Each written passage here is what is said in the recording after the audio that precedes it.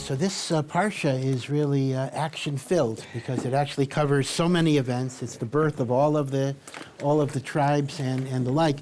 First, let's be sure that everyone understands the chronology. You know, Yaakov stole or took the blessings away from Esav, and Yaakov's life is now in danger. And both his father and his mother tell him he shall flee to Lavan's house. Lavan is the brother of his mother, Rivka. Although it's interesting that Yitzchak and Rivka give two different reasons. Rivka tells Yaakov, you better run because Esav, your brother, wants to kill you. Yitzchak doesn't give that reason. Yitzchak just says, go and find a wife. Right. It's interesting that Rivka never tells her husband that Esav wants to kill Yaakov. She doesn't give that as the reason, because it could very well be, I'm just speculating, that maybe Yitzchak wouldn't have believed it. Since Yitzchak still had that love for Esav, he says, I can't believe that Esav would possibly want to kill his brother. So she has to bring out the marriage angle. So Rivka communicates to Yitzchak the marriage angle, but Rivka communicates to Yaakov, it's the literal threat to your life angle. So the truth is, it's both reasons. Now, chronologically, though, this is something that people might not realize. How old was Yaakov? You may have discussed this. How old was Yaakov? You know, you think he's a young boy. Yaakov was 63 years old at this point. And as far as the Chumash is concerned, he is away from Israel, as far as the Chumash is concerned, for 22 years. Because remember, he works 7 years. Mm-hmm. He wants to get Rachel, and Lavan pulls a switch, and he gets Leah. Then he works another 7 years for Rachel. Well, initially he wanted to work 7 years to get Rachel, and Lavan switched, right? So then he worked another 7 years to get Rachel. However, you understand that it doesn't mean that he didn't marry Rachel till 7 years later. He married Rachel 1 week after Leah. He got Rachel on credit, and then he had to work 7 years. Which is actually a testimony to Yaakov's honesty, because he could have said, oh, no, I have Rachel, I'll just leave. In other words, he promised 7 years, he did 7 years. And then he worked another 6 years to build up a fortune that he would have parnasa. So that took 20 years. And then it was 2 years of traveling till he eventually was reunited with his father, Yitzchak. Rivka had died, but Yitzchak was still alive. So as far as the Chumash is concerned, we have a 22-year absence. But you know, Chazal have a tradition, which is not in the Chumash explicitly, that before Yaakov went to Lavan's house, he had a 14-year absence in the great yeshiva of Shem and Aver to prepare him spiritually for dealing with Lavan. That actually means Yaakov's total absence from his parents' home was not 22 years, it was 36 years. He left at 63, and he came back at 99. Is that right? 36 years. Now, here, Chazal have a remarkable observation that's extremely important. Again, you may have heard it, but it's important to know. And that is, Yosef was sold, we're going to read in a few weeks, when he was 17 years old. And Yaakov was not reunited with Yosef till Yosef was 39 years old, after the years of famine. Yosef is Yaakov's son? Yaakov's son. Remember, Yosef is the one that's sold? The older one? No, he's the youngest one. Did you remember the story? This is a large part of the latter part of Chumash Bereshis, is that Yosef gets sold by his brothers because they're jealous, and Yosef eventually becomes the viceroy of Egypt. And Yaakov thinks Yosef is dead all those years. And eventually there are the 7 years of plenty, and then there are 7 years of famine. And Yosef's, Yosef's brothers come down looking for grain, and Yosef is the second to the king, and they don't even know it's Yosef. And eventually he reveals himself, and Yaakov comes down. So if you look at the Chumash, without getting into all the proofs of this, Yosef is 39 when Yaakov gets reunited with Yosef. So, how many years was Yosef separated from his father? He was sold when he was 17, and he was revealed. His father was united with him when Yosef was 39. That's 22 years. So look what Chazal say. Chazal say, because of the 22 years that Yaakov did not give honor to his father because he was in Laban's house, he was deprived of the honor and the affection that Yosef would give him for those 22 years. Now, the question is, I know what you're thinking, but the question is, Yaakov was gone 36 years. What about the 14 years? So the Gemara in Megillah says, those were 14 years of Torah learning. Torah learning is even more important than the mitzvah of honoring parents, and therefore, Yaakov is not punished for those 14 years. He's only punished for the 22 years. But the big question that I bet you're asking is, Yaakov gets punished for not honoring his parents for 22 years? Yaakov left because his parents told him to leave. That's your question? Excellent question. But there's another explanation, though, because it's not so much that Yaakov is getting punished, but he simply doesn't have the merit of the mitzvah, meaning to say, honoring your parents in an optimal way is not simply doing what they ask, but it means the personal idea of being there to help them, to feed them, to escort them. And even if you're doing the right thing by going to Laban's house, which Yaakov is doing, he is still missing this great spiritual ability of taking care of his parents. And that is, again, that's something that anyone that makes Aliyah that still has parents, this is something that you grapple with. It is an issue. I mean, I grappled with it for a few years now. Unfortunately, I don't have that problem anymore. It's unfortunate, but I did. And, it is something that one agonizes. But it is true that there are three basic things that do override Kibbud Aviyim, as great as Kibbud Aviyim is. One is the decision to live in the land of Israel. That's such an important idea. That even if, now I'm not talking about abandoning your parents, but even if your parents say, I want you to stay in America, you can still make Aliyah. The second is learning. If you want to learn Torah, which you should, and your parents say no, you still should try to learn Torah. And the third is choice of a marriage partner. It's interesting. Now, this is complicated. Obviously, every person who gets married would want their parents to bless the choice of marriage partner, and that's important. And if your parents tell you this is not the right person, take it seriously, meaning I'm not saying dismiss it. Take it very seriously. You know what Mark Twain said about his parents? Mark Twain said, when I was 17, I thought my parents were fools.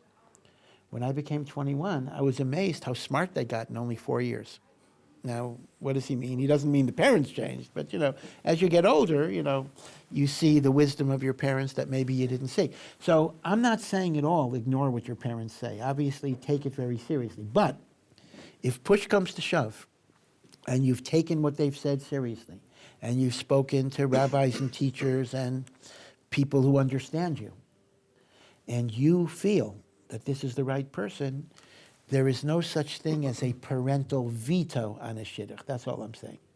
There is a voice and an input, but not a veto, because a person has to make his own decision in terms of a shidduch. Parents cannot use, as it were, the Kibbud Aviyim trump card to say, you can't marry her because you're violating Kibbud Aviyim. That's not true. Now, again, don't misunderstand me. I'm going to repeat. Certainly, don't ignore what your parents say, but they can't have this automatic veto of Kibbud Aviyim. Okay. By the way, as another little aside, there's so many things happen in this parsha, it's hard to know what to start with. I just want to point out that sometimes we actually learn halacha from bad guys. We learn certain laws from Lavan. Lavan is a cheater. Lavan is a deceiver. Lavan is an idolater, right? So he doesn't even have religion on his side, right? So he's unethical and non-religious, right? He's kind of both at the same time. And yet, there are at least 3 laws that we learn from him that actually part of the halacha of the wedding. Halacha number 1 is, we actually have a law in the Gemara that says you're not supposed to mix joy and joy, meaning you don't make 2 simchas at the same time. An example, you don't make a wedding. Now we know, of course, you can't get married on Yom Tov for Shabbos, right? Because you can't arrange a wedding that. But Chol HaMoed, one would have assumed, why can't I make a wedding on Chol HaMoed? I'm allowed to play music. I'm allowed to do those things on Chol HaMoed. But the halacha is you do not make a wedding on Chol HaMoed, because since Chol HaMoed is part of a holiday where there's a mitzvah to rejoice, you don't make one rejoicing together with another rejoicing. You don't make the rejoicing of a wedding which will conflict with the rejoicing of the holiday, because each rejoicing deserves 100% of your attention. Now, sometimes you can't avoid it. If there's a bris, if a kid gets born, so I got to do the bris on Shabbos or Yom Tov because I don't have a choice. But weddings, where I have a choice, you do not make a wedding when you are celebrating the Yom Tov, and this is called Ein Ma'arvin Simcha B'Simcha. We don't mix joys together. Now, how do we know that principle? We know it from Lavan. We learn it from Lavan. Because when Yaakov in the morning wakes up and discovers, oy vey, that the woman that he worked 7 years to marry is the wrong woman. Again, it's hard for us to even understand how those things happen, but it happens. Because nobody talked. It was an exchange of hand signals. And if you remember, Yaakov and Rachel had made up unique hand signals because they suspected there would be a switcheroo. And in the last minute, Rachel didn't want her sister to get embarrassed, so she communicated to her sister those hand signals. And I guess it was pitch dark, so nobody, although I'm not sure how you'd see the hand signals, but it was pitch dark. Nobody saw any faces or said any words, or maybe their voices were the same. And in the morning, he discovers he's married to Leah, who again, a righteous woman, of course. 6 of the tribes come from Leah.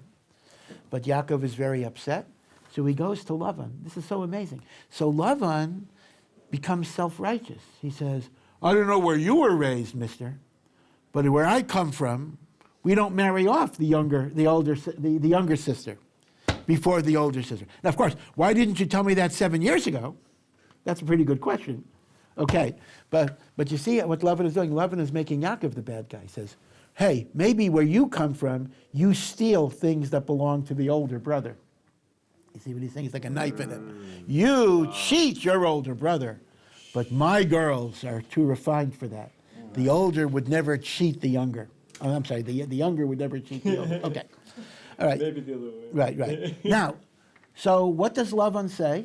Lavan says, let's wait a week, only a week. And then you will marry Rachel and work for me another 7 years. Now, why wait a week? Why not get married tomorrow? So this is what Chazal say. That's right. Since whenever there's a wedding, there are 7 days of rejoicing, you don't make another wedding, the same family doesn't make another wedding within 7 days, because that would be intermingling one joy with another joy. So Chazal actually learned from Lavan's despicable behavior the principle of Ein Ma'arvin, we don't mix, Simcha b'Simcha. Very amazing. You'd figure, why do I learn stuff from a bad guy? But the short answer is this. I don't learn from what a bad guy does, but I learn from what the Torah records of the behavior of the bad guy. Meaning, anything the Torah records is there for a lesson. So it's not that since Lavan did it, that makes it right. That certainly is not it. But since the Torah bothers to record it, it's something we should learn from. So one law we learn out is you don't mix joys. There's another law we learn out indirectly, that you have 7 days of rejoicing. Now, it doesn't say 7 brachos because that came later, but there is celebration for 7 days. Lavan, that's the first example of a wedding celebration that lasts 7 days. Now, there's a third law we learn out, although I won't call it a law, it's more of a minhag, but it is a minhag, and it sometimes creates problems. And that is, Lavan's argument that we don't give the younger before the older is actually a minhag that many people follow. That if you have daughters who are getting married, we try to not marry the younger daughter until the older daughter is married first. Now that sometimes creates difficulties. Let's say, for whatever reason, let's say the older girl is having more difficulty finding a mate, and the younger girl is ready. So sometimes in some religious families, the younger girl will actually have to wait. So some families don't do that, and I think the truth of the matter is it's better not to delay, but some do follow it based on this principle. Why? That the older should get married before Why the. do you- Well, it's a question of hardships. Meaning, it's one thing if the older is about to get engaged, so we tell the younger to wait. But if the older is someone that years are going by, so we chas v'shalom, we certainly don't want the younger to lose her chances by virtue of waiting for the older. That would not be appropriate. So it really depends on how long a wait we're talking about. Does that only work? Does that only hold for a woman? Because let's say you have What about a boy? one sister and a brother? Like, how does that hold? Yeah. It certainly does not apply to different genders. The only question is, does it apply to two brothers? Mm-hmm. It applies to two sisters for sure. It for sure does not apply to brother sister. And there's a shaila whether it applies to two brothers. Okay. Is there a halacha that you have to, the groom has to see the bride before Yep, he that's gets correct. That's so correct. Wouldn't that be another halacha we learned from? Well, yeah, here we learn it from the fact that it didn't happen. Yeah. That's right. Well, I guess you're right. So we're not learning it from anything Lavan did. We're learning it from what was not done. Right. Yeah, that's correct. And this tells you the dangers of not knowing not knowing who you're getting married to, and the like. But now I want to go back a little bit, and going back to the beginning of the parsha. And in the beginning of the parsha, Yaakov is traveling, and according to Chazal, it's not in the Chumash explicitly. All of a sudden, it gets dark in the middle of the day, or at least while it's still daytime. Sudden darkness. Mm-hmm. And Yaakov is plunged into darkness. So he stops traveling. It's dangerous to travel at night.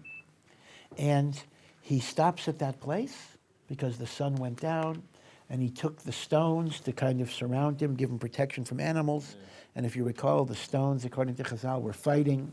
Mm-hmm. Who should have the privilege of the tzaddik resting his head?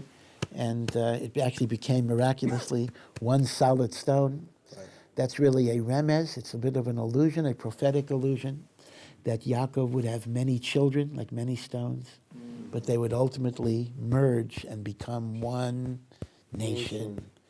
Okay, they will be merged, because if they're separate, it's not good. They have to be one. Remember, everything that happens to the avot, to the forefathers, is a prediction what will happen to the future generations. This is called, a very famous Maimer Chazal, Masa Avos, Siman Labanim. Right, you've heard that phrase? What happens to our patriarchs and matriarchs is a future sign for what will happen. In fact, let me give you two more examples of that, not in this parsha. Remember, when there's a famine, remember in Lech Lecha, so Avram goes to Egypt because there's a famine in the land of Israel. So first of all, that is kind of a prediction that the Jewish people will go to Egypt originally because there's a famine. And when Avram leaves Egypt, he takes great wealth. When we left Egypt, we took great wealth. Yitzchak, in last week's parsha, Yitzchak was digging wells. He was having wells dug by his servants. And the Philistines were filling up the wells. Right? They were harassing him. So if you recall, well number one was called Asek. Asek means quarrelsomeness. And well number two was called Sitna, hatred or enmity. Well number three, they didn't fight over. They let him alone. He called it Rechovot, just like the city Rechovot. Rechovot means expansiveness. So listen to what the Ramban says. Now there's two wells were filled up and one well. No problem? So the Ramban says the wells are an allusion to the temples that are going to be built. Because just like water is the source of life, right? All life needs water. The Beis Hamikdash is spiritual water for the world. So, the first temple was destroyed because of the sin of idolatry. Idolatry is fighting with God, fighting against God. That's why it was called Asek, fighting. The second temple was destroyed by the Romans. What was the sin, the main sin of the second temple? Sinat Chinam. Right, hatred among Jews. That's why Yitzchak called the second well hatred. And both wells were filled up because the two temples were destroyed. But the third well is a reference to the third Beis Hamikdash that we hope will come every day, any day. The third Beis Hamikdash will never be destroyed. Rechavot, God has given us expansiveness, and that is why it is not filled up. So I'm just giving you examples, almost at random, of the principle of Masa Avot, Siman Labanim. Whether it's Avraham's great wealth when he leaves Egypt, whether it's Yitzchak's two wells getting filled up and the third well not. And now I'm going to give you a third example of Masa Avos Siman Labanim. There is, how many years when the Jews came to the land of Israel in the time of Joshua, after the Chumash, how many years was it from the time they entered the land of Israel until the destruction of the temple and the Babylonian exile? So this is a little hard to figure out, but it was 850 years. How do I know it's 850 years? I know it from the following bit of data. In the book of Kings, it is recorded that the temple was built in the 480 years after the Jews left Egypt. Now, the Jews wandered in the desert for 40 years. So if the temple was built 480 after they left Egypt, we could say it was built 440 after they entered the land of Israel. Right, you got that? Because 40 years in the desert. We also know that the first temple stood 410 years. The second temple stood 420, but the first temple stood 410. Huh? 420. No, the second temple stood 420 years. Okay. The first temple was 410. Okay. 850. So if you add, exactly, so if you add 440 plus 810, from the time Joshua entered the land of Israel until the destruction of the temple is 850 years. Now, why is that important? It's important because that means the temple was actually destroyed 2 years earlier than God prophesied in the Chumash itself. In the book of Deuteronomy, which is actually the Torah reading we read on the 9th of Av, because it's ominous, it's foreboding. It says, behold, when you are in the land and you have children and grandchildren, vinoshantem, this is the Hebrew word, vinoshantem, and you've become habituated in the land, and you've committed sin, I testify against you that you shall be utterly destroyed. Now, the critical word is vinoshantem, when you become habituated in sin. So here we have to do a little bit of gematria. Vinoshantem, when you become habituated. Let's spell it out. Vav is 6, and Nun is 50, and the second Vav is 6, and then Shin is 300, and then the other Nun is another 50, and then Tuf is 400, and Mem is 40. Unless you're a genius, I'm sure you've not been adding, but trust me, this adds up to 852 years. Rashi says, God destroyed the temple 2 years earlier than he was going to. Because had we had the entire duration of the 852, God would have had to destroy us. That would have been the critical mass. God says, when you're habituated with sin, then I destroy you. Now, why 2 years? Why not 1 year? That I don't know. But Rashi makes the point, the temple was prematurely destroyed, so we shouldn't reach the critical mass of vinoshantem, Because if we reached the critical mass of an Oshantem, the Chumash goes on and says, I will wipe you out. So what's fascinating is what apparently would have been seen as an injustice, that God destroyed the temple earlier than he was supposed to, actually turned out as a chesed. That's a very important lesson. Because had it been the whole duration, we would have been goners. So, some commentaries say, going back to my theme of Masa Avos, Siman Labanim, that what?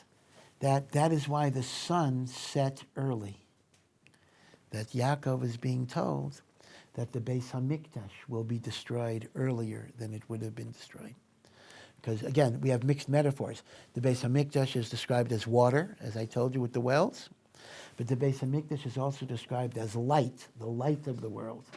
So the light setting early is a remez, an allusion to the 2 years before the Churban. Yeah. I have a question. Yeah. You said 410 years the first Beit Mikdash was destroyed? No, it stood. It stood until it was destroyed. Yeah. Okay. No, it stood. Yeah.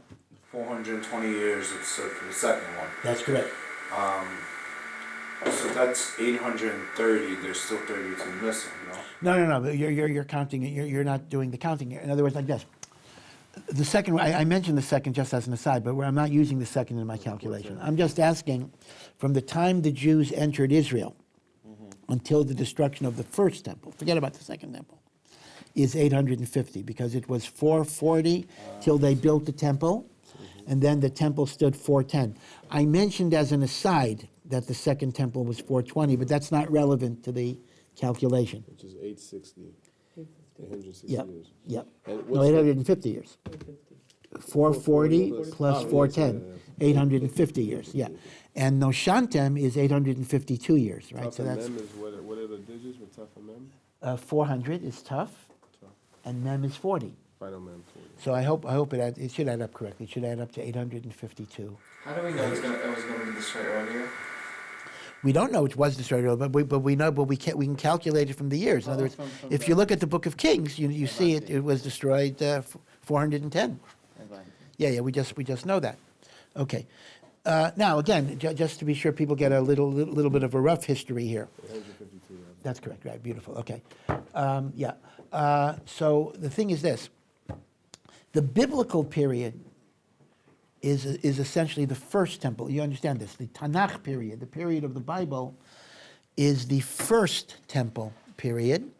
And when the first temple was destroyed by who? Nebuchadnezzar, the king of Babylon, which is modern-day Iraq. Not Iran. Iran is Persia. Iraq is Babylon. And then the Jews were exiled to Babylonia for only 70 years. And then Persia actually conquered Babylon and gave us permission to come back to Israel. And 70 years later, the second temple was built with Ezra and Nehemiah. Now, the Bible ends, Tanakh ends, with the dedication of the second temple. That's the last event, which means the very beginning of the second temple period is in the latest biblical books, Ezra, Nehemiah, etc. So most of the 420 years of the Second Temple are not in Tanakh. They are after Tanakh. Okay, they're already in the Mishnah and the like. Okay, but in the Jewish Bible we do have the dedication of the Second Temple. Now, an interesting thing, although the Second Temple did last 420 years, it did not have the holiness and sanctity of the first temple. There were no prophets in the second temple, except at the very beginning. Prophecy died out. I mean, the last prophets were at the very beginning of the second temple. Ezra, when he died, no more prophecy. So it's interesting that there were some very old people at the dedication of the second temple who still remembered the first temple. And it mentioned everybody was singing and dancing. But these very old people were crying because they saw this did not have the holiness of the first temple. And it is recorded that the crying was even louder than the singing. You see, on one hand, the new generation are so happy we have a second temple. But the old timers are saying, ay, this is not what we once had. Yeah. So It only took us 70 years to merit a second temple. That's correct. So listen to this. Listen, you're anticipating a Gemara. The Gemara says the first temple was destroyed for the worst sins: idolatry, sexual immorality, adultery, and murder. And it only took 70 years to get it back. The second temple was destroyed because of what? Sinat Chinam. And it's already been almost 2,000 years. So you see from here that the hatred and polarization and dissension and disunity is even worse than the worst sins. The worst sins, 70 years, we got back. Right? So this is a big mussar. You know, people say, well, have we overcome Sinas Chinam? Nope, not by a long shot. And Sinas Chinam is very, very strong in the world. And I don't mean only the people, you know, I don't mean ISIS. I don't mean the outside people that hate us. That's very strong. But we're talking about the hatred within the Jewish people. And in many, many ways, what happens on the outside is a mirror, a magnification, a great magnification. Because Baruch Hashem, even with our Sinas Chinam, we don't go around cutting people's heads off. I mean, so Baruch Hashem, even when a Jew hates, it's much, much better than the way they hate. But what I'm saying is, what happens outside is a reflection and a magnification of the way we behave towards each other. That when we don't love each other, when we don't care about each other, then on the outside, there will be viciousness and hatred directed against us. Yes, exactly. What I said is exactly a Gemara. This is Tractate Yuma, Maseches Yuma. It talks about the difference between the first temple and the second temple. So this is not. I'm not making anything up. I'm saying this is beferish in the Gemara itself. This idea of sinas chinam, and the sinas chinam is not only between religious and non-religious, but all the different groupings of religion. You know, every year, newspapers in Israel try to survey the population as to what do they consider the most serious problems that Israeli society faces. And unfortunately, we have a long list of choices, whether it could be nuclear war with Iran, or terrorism within the state of Israel, or even the economy, or even the price of kaddish sometimes makes a survey. People made a big deal about the housing, water. Water is a big issue in the Middle East, you know, water supply. But the number one problem that is always mentioned, and it makes no difference if the respondent is religious or secular or whatever, is disunity among the Jewish people. Because everyone understands that when there is achdus and unity, Hashem gives us power and ability to be able to meet the challenges. And when there's disunity, then we are weak and vulnerable to what the nations do to us. And, you know, if I could quote Benjamin Franklin once said at the start of the American Revolution that we must all hang together, because if we don't hang together, we shall surely hang separately. Meaning they'll hang us. And the Emma says we can take Ben Franklin's words and we can apply it to the Jewish people as well. We have to hang together. Now, the big challenge, again, I wasn't going to even talk about this, but I'll say the big challenge is that you have to love and care about every Jew, but that doesn't mean you can accept all ideas as legitimate. There are many ideas that are legitimate within the framework of Torah, but there are ideas that we can't accept. Somebody wants to have a gay pride march or gay rights or whatever it is. I mean, I can't say, you know, I'm okay, you're okay, everything is right. But there has to be a way, and it's hard, in which you love and you care about a person, even if you cannot agree with their philosophy and with their ideas. There is a concept of hating the idea and not hating the person. So you can look at a Jew, let's say, who is anti-religion, doesn't care about Shabbos, doesn't care about kosher. I don't mean about tshuva, so I don't mean somebody in the process of searching, but somebody who's not searching. And you can still treat the person with respect, care about them, see the godliness in them. And there's an interesting pasuk in the Song of Songs. I'm sorry, not in Proverbs, in Mishlei. Kamayim hapanim el panim, kain lev ha'adam li'adam. This is a very important verse. Again? Kamayim hapanim el panim, kain lev ha'adam la'adam. Let me translate. As water reflects the face that you show it, so too the heart of one human being reflects back what it is shown. Now, what does that mean? The Vilna Gaon says the following, very simple. If I look down at a pond of water, if I smile at that water, I see a smiling face. If I frown at that water, I see a frowning face. Water reflects back what you show it. So too, the heart of one human being reflects back what you show it. I show love, respect, and concern for you. You will feel love, respect, and concern for me. I show you disparagement. I show you denigration. I communicate to you that you're nobody. You're going to feel that way about me. We are mirrors.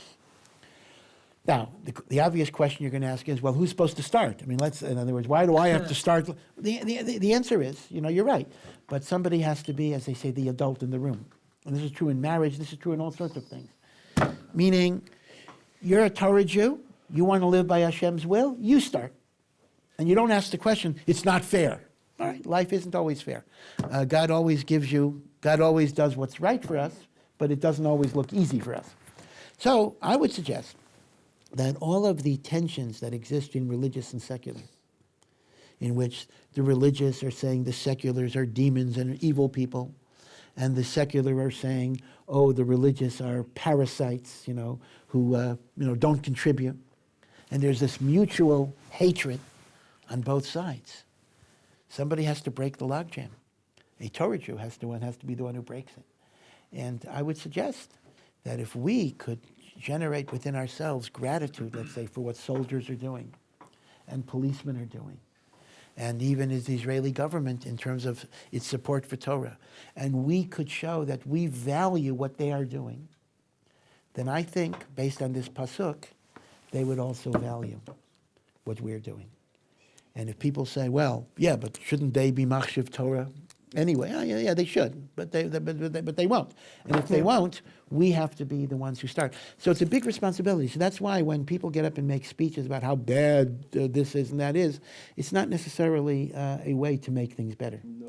You make things better by trying to appreciate the other side. And there is what to appreciate. If a soldier's not religious, but he goes in to a terrorist-infected area, going house to house, looking for terrorists, risking his life, I owe that person a debt of gratitude and appreciation.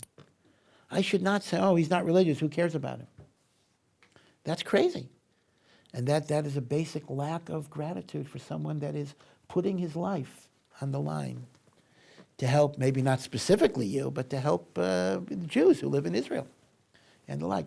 And I would say that a lot of tensions would be diffused if instead of us denouncing the other side, we would appreciate and then hope that they would appreciate us. Now maybe I'm being naive, but this is what King Solomon said. Water reflects back the face that you show it. You show somebody that love, they will love you and they will be machshiv you. And I'll tell you this, I'll give you a very small example. Yeah, I didn't get to what I wanted to talk about, but okay, we'll have other occasions. The small example is that when I was a rabbi in the States, so I was invited to address, not on Shabbos, not during a service, but to address a Reform congregation. And this is always a bit of a controversial thing, because when you go into a Reform synagogue, are you validating them? Are you considering them to be a synagogue? And there are a lot of rabbis who won't do it. In fact, I myself got flack for doing it.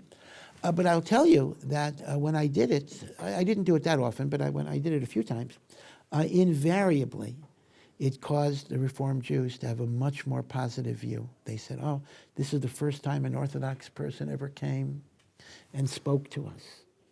They felt a certain amount of respect for them as people. And when they feel respected as people, they open up to what you have to say.